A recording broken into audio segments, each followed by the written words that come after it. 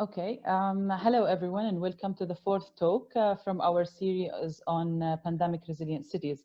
My name is Amani Shaban and I'm talking to you from Jordan. In the past 3 weeks, we have conducted interviews with key speakers from the fields of the built environment and public health sector in an attempt to unfold the complexity and opportunities that we are currently experiencing, and focusing on our role as architects and planners to work across discipline to mitigate the risks of future pandemics and increase urban resilience. These talks are the first phase of a collaborative project that is going on between our newly established online platform, Think Fast, a collective urban response to COVID-19, and Emergency Architecture and Human Rights and Copenhagen Architecture Festival. You may watch the previous talks and follow up on all the project updates on the links below. Today's talk for me is very special, coming from a region that have never experienced the joy of peace. Also, as we have seen in the past few months, the ongoing global health crisis has enacted a state of emergency by national and local authorities, manifested in forcing and imposing nationwide lockdowns, intensifying surveillance, big data analysis, and high presence of the military and the police in our cities, which for many of us is not the daily routine. In principle, all these measures are utilized to control the spread of the virus. We have witnessed major successes in many regions. However, these measures manifested differently in fragile and contested contexts. They have served authoritarian systems and gave them the opportunity to tighten their hold on power and exploit already marginalized groups, declining demonstrations and activities of social movements, and extensively practicing the power of the police on the ground. At the same time, these measures are providing an opportunity to reshape the power dynamics among non-state actors in fragile contexts. Some are gaining legitimacy for their fast response before governments, and some of them are introducing new illegal economies. So there we have a lot of debate in this area. In this talk, we would like to focus on the context where COVID-19 is seen as additional layer of threat to the existing political unrest, focusing on how can we read through urban contestation during the pandemic, and to what extent these exceptional measures could potentially be capitalized and embedded in the political unrest beyond the short-term response. Based on that, our guiding question for the day is, what are the long-term trajectories of these measures, and how are they impacting the construction of urban space and social justice?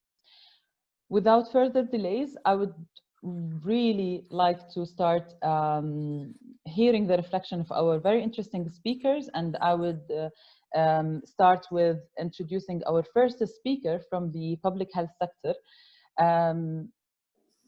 Dr. Aisha Ahmed, a lecturer in global health at St. George University of London and honorary lecturer at University College London, Institute of Global Health. She is specialized in mental health and trauma and gender-based violence during conflict and humanitarian crisis. She has an ongoing project on developing trauma therapeutic interventions using traditional storytelling, as well as providing expert reports for asylum seeker cases in the UK. Thank you so much for being with us today, Aisha, and please go ahead with your reflection. Thank you very much, Amani. So the context that I work in, predominantly chronic conflict or areas that are marked significantly by other forms of conflict related to perhaps gender-based violence. So where I'm working now in places such as Afghanistan, Kashmir, Pakistan, these are areas which have been besieged by silencing, marginalization for several decades. So of course, with what's occurring with the pandemic, this is an additional threat, as you've pointed out already. And the significance of this threat is how deeply it is already entrenched in the vulnerabilities that these populations are experiencing and have been experiencing. What can be unique in this situation is how these, in order to respond to the pandemic in an appropriate and efficient way, I'm thinking long term as well, there needs to be an addressing of these vulnerabilities in order to bring about the minimization of the long-term potential impact of a pandemic. So what this means is that the vulnerabilities which become really at the forefront of a pandemic response are those which are also been heavily marginalized. So a lot of work needs to be done to deconstruct how those vulnerabilities have existed. So for example, if I'm thinking of the context, particularly around Afghanistan, where the high profile cases of confirmed COVID-19 have been recognized in members of the presidential palace, also various members of armed groups. But the civilian perspectives are again marginalized, and the impact on how that plays out in the prevention of pandemics is difficult in particularly with the urban density of Kabul, which is overpopulated because of conflict, because of forced displacement. So the particular area that I was considering when reflecting on this issue is of this gender dimension as well around vulnerability. So one of the areas, particularly in Afghanistan, that has been impacted significantly is what is classified as essential services. And those services that were previously provided, although limited, around women's protection and health services are now being are even further limited. They've been closed as a way to manage the pandemic. So the shrinking of already limited safe spaces for a marginalized population that are now extremely vulnerable because of various thinking about, I'm interested in the narrative occupation of space. So who is occupying these spaces that govern the pandemic control? Certain religious leaders that determine who is able to leave their homes or not, determine who is at risk, who is to receive healthcare. And that is done through magnifying some of the pre-existing social, political tensions in place, and creates further marginalization. So various discourses have already emerged about that if you are an infidel, then you are going to be affected by corona. If your faith is strong, then you are not going to become affected. Or there's a stigma of a woman who requires hospital treatment or needs to be quarantined because of the separation from her family, especially given the majority of medical staff are men. So these vulnerabilities have been increasingly magnified during this pandemic response, resulting in even greater risks of harm to marginalized populations who already don't have very limited space that they're allowed to occupy, particularly in urban settings such as Kabul. Well, thank you so much. That was very interesting to hear. I would like to go to our next special speaker, our professor from the Urban Design and Critical Theory at the Bartlett Development Planning Unit, Professor Kamila Bueno. He's also a professor of architecture and urban design at the Inter-University Department of Science, Project and Territory Politics in Politecnico di Torino in Italy. He's the co-director of Urban Laboratory, and Kamila's research has centered on the complex encounters between critical theory, radical philosophy, and urban design processes, especially engaging with informal urbanization, urban collective actions, as well as a crisis-generated urbanism with a specific focus on migration, borders, and urban projects. He is working on a series of interconnected research projects in Latin America, Southeast Asia, and Middle East on urban infrastructure, habitability, and citywide upgrade. Hello, Camilo. Thank you so much for being with us today, and please go ahead. very happy to be with you and discussing. What I want to say that it's this is a very unprecedented and very strange period, and we all share the same vulnerability of our thoughts. Sometimes I think that it's better we stay silent, and silence sometimes for me in these weeks has been more not an absence of thinking, but more a respect towards the different difficulties and vulnerabilities that we were all sharing somehow. So whatever I'm saying is really marginal and irrelevant to a certain extent, because I don't think we have sufficient capacities to understand the reality now. We need to bring a bit of distance towards what is happening, and therefore our capacity to think the reality that we are all experiencing require a different more humble way of understanding it. And this is something that I found extremely useful. Architecture, the disciplines of architecture has been very vocal lately. You know, doing things, reconfiguring and reprocessing the distance and the different ways in which spatial configuration was unfolding. There was a kind of a gold rush towards the new standardizations of things.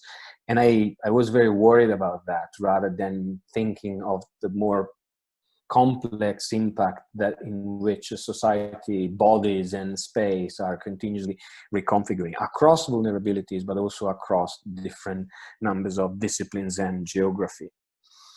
So two initial reflection. The first reflection is that this stays at home or being at home brought, it was very reductionist message.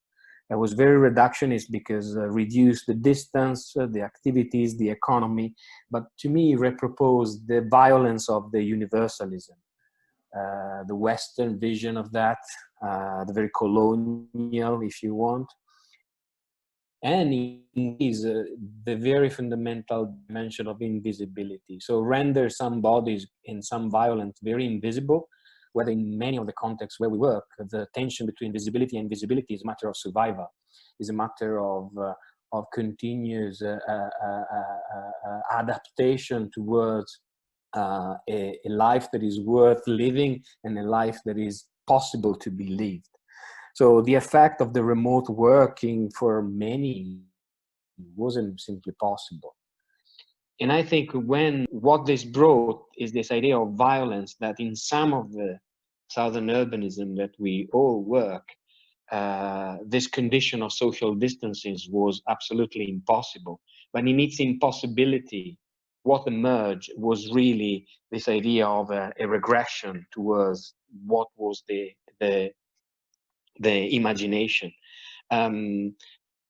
I think what I want to suggest is that there are two issues that I found extremely interesting, and this idea of asphyxiation that to me brought this idea. So the fact that we couldn't breathe, because in the breath, in the atmospheric, there was both the threat and also the cure, or if you want, the only possibilities of dealing with those reflections. And I think that that became very important. So Achille Mbembe said that very clearly recently. He said that it's an illusion for us to dealing with this virus, because there is no humanities without bodies. And all this recrudescence of violence, of the pandemic immunology, or the pandemic democracy that you were alluding, was exactly tearing us apart from the body. And the body became both the place where the virus was connected, but also the only vehicle to resist to the bodies. To the virus. And he says that likewise, humanity will never know freedom alone outside the society and the community.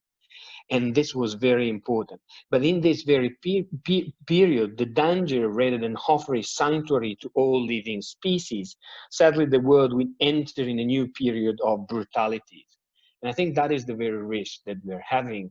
And the social distancing, however, is reflected through, is in reality done with two fundamental dispositives that are in the spatial level very clear. The ban, so the exclusion, and the exclusionary mechanism of that. So including and excluding would be absolutely still two fundamental mechanisms around which, through the violence, we will be connected.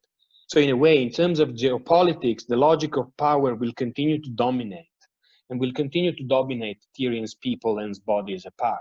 And at the moment in which those bodies are reclaiming a public space or an open space, or even manifesting a deep treble injustice, that would be very clear. There are two books that got my attention in this period, and one is a collection of reflection in verso, and the title is the COVID period is a moment, a world without an outside. And I think this is an absolutely fundamental crisis that we're having, and we have been witnesses, the impossibility of an outside. But that outside is not only spatial, physical, but it's also the spatial of imagination. We have been tearing that possibility of imagination, and that by imagination became very, very violent. So the future has disappeared. The future spatially, but also temporary. The horizon has been contracted and involved all the areas of practice. Kids has been teased apart of schools, people has been teased apart of jobs, and we are desperately trying to think about a new normal, of course, understanding that the new normal, the normality was a condition of impossibility per se. But if this was very negative, and I tell two little things that has emerged recently. The governor of a region in Italy, of Friuli Venezia Giulia, suggested at some point to deport all the host and elderly COVID patients on a boat to isolate them, not only from the others, but really from the very same land. So the dispositive was really to put all the virus affected people on a boat. And this was something that was done in the medieval age. Absolutely. The stultifera navis that was studied by Michel Foucault in the air was exactly this, was tearing apart. But on the contrary, on the 30th of March, the Hungarian parliament passed the Coronavirus Act, you remember, in which grants Viktor Orban government unprecedented emergency power and to an indefinite period of time. So I think what we are witnessing, and this is the trouble that I think we are all witnesses, is this idea of sanitary dictatorship. And sanitary dictatorship not necessarily is a relation of the right to health or the right to infrastructure to health and blaming density, but blaming actually the causes that cause this sanitary condition, which are injustice, which are inequality, and the lack of infrastructure for health. So this idea of sanitary dictatorship brings to me a very fundamental questions about rights, but in the nature of this idea of a pandemic injustice that is related to the infrastructure through which all our bodies are being having the possibility to access or not. Peter Sloterdijk called it atmospheric terrorism, where the terrorism is given towards not the individual bodies, the individual subject, but towards the atmospheric, the environment around which it lives. And I think that became a very fundamental. So the imposition of distance, this kind of technological reflection, is nothing new. It's simply an acceleration of, and the crisis is really a crisis that is on top of others' crises, now connected with other. But this, from crisis to crisis management, is not an emergency management. It has to be in a very deep political imaginatory condition, in which the virus became part of the equation. Okay, thank you so much, Kamila, for this very comprehensive and interesting reflection. I think you brought in both of our speakers very interesting and different views on what is happening, yet very connected. And I would like to start with our first question. And maybe both of you have touched on that, on reading through the pandemic injustice and vulnerability. I would like to ask both of you to reflect a little bit about our role, our positionality, and our responsibility in these situations. Um, Not to act, maybe it's too early, as Camilo mentioned, too early to know how to act responsively and effectively to the crisis, but how can we read through our discipline? What are the pillars of consideration that we could look at to move forward in a better way? So please feel free, who would like to start? I can follow on. Yeah, I would like to follow on. I think to answer the question with some of the really important points Camilo has raised, particularly his last comments around the infrastructure of the bodies, creating accessibility, and following on from my reflections on the conflict settings I've been working in, also the infrastructure around voices as well, and how, when we're moving forward to how we can address the injustices that we've both been reflecting on, we need to ask questions around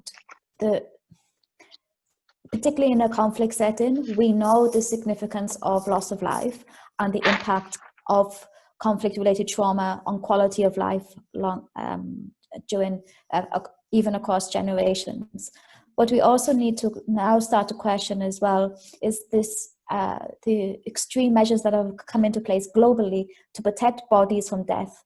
So even though we are focusing very much on the physical body, we are also protecting this unseen, that there is some kind of value, some sacredness, if you wish, that can justify these very extreme measures to protect the bodies to the extent of creating this impossibility of the outside or humanity of our bodies, that we actually sacrifice ourselves in order to save ourselves. So for me, it's very much about the unseen. We are battling the unseen. And in a conflict setting, when there's so many threats that are unseen, if you're walking around a market, you don't know if there's going to be a suicide bomber in the next stall. At the same time now, you don't know if the person you're going to be buying the food from is carrying the virus that you are going to be that you're going to die from. So the notion of the unseen, for me, I think becomes really important when we're responding to these injustices, part of the pandemic in the long term, how we are going to make the unseen visible. So of course, recognizing the invisibility of the body, but also recognizing the invisibility of the voice. And in our positionality, in our different roles as academics, practitioners, policymakers, I think it's our responsibility to make sure those avenues are there that might not have been so much prioritized or even recognized previously, about who has the agency of the voice to generate the long-term response to these injustices and to protect individuals in all aspects of health security in the future. Excellent, thank you so much. And Camilo? Yeah, I can't agree more. I mean, Aisha is absolutely right. I think personally on two registers. The first one is probably along the lines that you were saying, to bring up a more strong reflections around what I've called the urban question. And the urban question is more complicated than an urbanism of distance or an urbanism of accommodations of action that in a way accommodate a new social reality, the one of the virus, but really bringing up more important reflection on what is worth living in a city and how life in the cities is unfolding. The urban question is really a combination of things that has to accommodate both the right, the inclusivity, the infrastructure, but also the way we conceive the future of production, the future of living. So blaming density and just working on density, I do believe is not really the case, especially because the density condition is also a density of rights, a density of life, a density of opportunities of. So this looking at just an immune version, so my body has to be protected by your body, and therefore we have to be separated, has a great risk to reproduce segregation, to reproduce exclusion at the massive scales.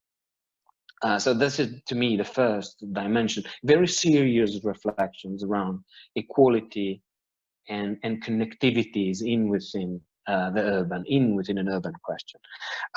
The second one, reflection to me, is about this idea of otherness. I think what we have experienced is really to make the other invisible. And while I absolutely agree with the visibility and the broadening the invisible as more visible, I do believe there is this idea of opacities to be maintained, as Simone would say. And the reason is that there is a high risk of policing those dimensions. To continuously policing and hygienizing those dimensions that makes the life feasible for most of the population. So this idea of wanting everything clean, everything done, everything clear, when in reality we don't have the capacities to make everything clear, everything policed. And I do believe that that is a challenge.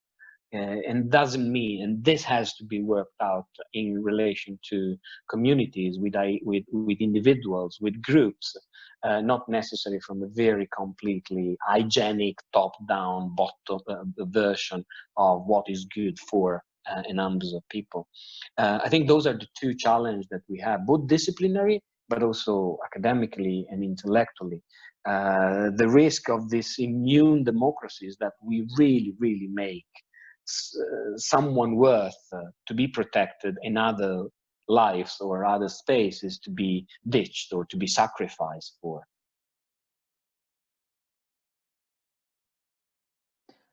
Thank you so much. We are short in time, and I would like maybe to finish up this very interesting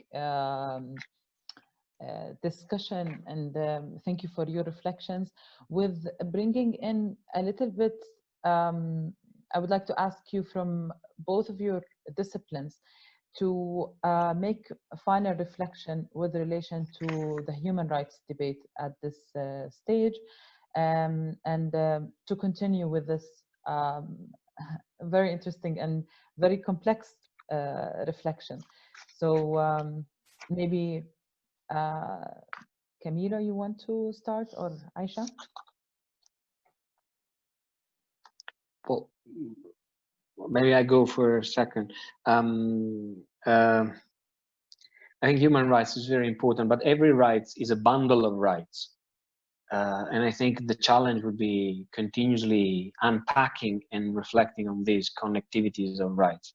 We definitely discovered that the right to housing is not necessarily the right to a space in order to be protected in.